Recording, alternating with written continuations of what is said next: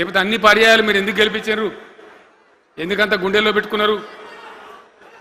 నేను ముఖ్యమంత్రి అయినా వారు ప్రజాప్రతినిధిగా కరీంనగర్లో జరిగినటువంటి సభకు వచ్చింది. అందరూ మాట్లాడిన చాలామంది తాను మాట్లాడుతూ ఒకటే మాట కోరిండు. అయ్యాక బోర్నపల్లి అనే కాడ గోదావరి మీద ఒక బ్రిడ్జ్ అవసరం మాకు, అది కంపల్సరీ కావాలి అంటే నేను ఇక ఓదాలు బీదాలని మర్చిపోయి ఏంది జీవన మళ్ళీ చెప్పండి అంటే చెప్పిండు ఆయన. వెంటనే అక్కడి నుంచి ఆదేశాలు ఇచ్చి 70-80 కోట్ల రూపాయలు మంజూరు చేసి ఆ బ్రిడ్జి అప్పుడు కట్టించినాం. తన యొక్క నియోజకవర్గం పట్ల, తన ఏరియా పట్ల, తన పరిసర ప్రాంతాల ప్రజల పట్ల ఆయన కనపరిచిన ప్రేమ అదంతా కూడా చాలా అద్భుతం. అందుకే ఆయనకు అంత మంచి పేరు కూడా ఉంది. అది నాకంటే మీకు అందరికి బాగా తెలుసు. ఈ మధ్య వీళ్ళందరూ తయారైంది కదా, ఎవరు అంటే సర్వేలు చేసి ఇస్తారు. జీవన్ రెడ్డి గారు బీఆర్ఎస్లో చేరితే ఎట్లా ఉంటుంది ఏం కథ అని ఒక 2-3 వచ్చి సర్వేలు చేసింది. మీ నియోజకవర్గం కాదు, మీ నియోజకవర్గంలో ఆడం బాంబే పేలిపోయింది, దానిలో మాటనే లేదు. అసలు జగిత్యాల నియోజకవర్గం గురించి చర్చ లేదు.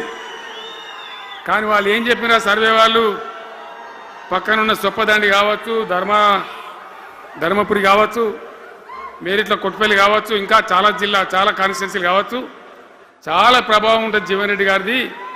ఒక అద్భుతమైనటువంటి దీంతో రాజకీయమైన ఇది వస్తుందని చెప్పి వాళ్ళు సర్వే చేసి చెప్పినారు. అది జీవన్ రెడ్డి గారికి ఉన్నటువంటి విశిష్టత. ఒక నియోజకవర్గానికో 10 మందికో కాకుండా తనకు ఏ హోదా లభించినా, ఏ హోదాలో పనిచేసినా చాలా బ్రహ్మాండంగా ఆయన ఇక్కడ ప్రాంతం కోసం తపన పడ్డాడు. ఒక ఉదాహరణ మీకు కనపడుతుంది. పేరు ప్రతిష్ట లేని వ్యక్తులు గ్రాడ్యుయేట్స్ కాన్స్టిట్యున్సీలో ఎమ్మెల్సీగా నిలబడితే గెలవరు. ఆయన శాసనసభ్యునిగా ఇక్కడ ఓటమి చెందినా ఇమ్మీడియట్గా మళ్ళీ ఎమ్మెల్సీగా పోటీ చేస్తే ఇక్కడ ఉండబడే విజ్ఞులందరూ కూడా బ్రహ్మాండంగా గెలిపించాను. ఎందుకు ఆ లొల్లి ఎందుకు అంటున్నా? అట్లా కాదు కదా, ఇక్కడ నేను మొత్తుకుంటున్నా, అక్కడ నువ్వు మొత్తుకుంటున్నావు, అర్థమవుతుందా?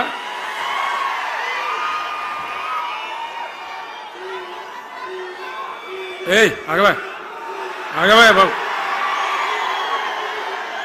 ఆగవాడు వెనక ఊరేటోడు మనోడేనా? విజయసారు మనోడేనా? మోపాయిండి ఐడియా కూడా మనోడేనా? బుక్కుండా పెట్టు. ఇంత దూరం వచ్చి మనం ఇంత సభ పెట్టుకొని 4 విషయాలు ప్రజలకు చెప్పుకోవాలి కదా. ఈ బట్టి అరుపులారిస్తే ఏం లాభం?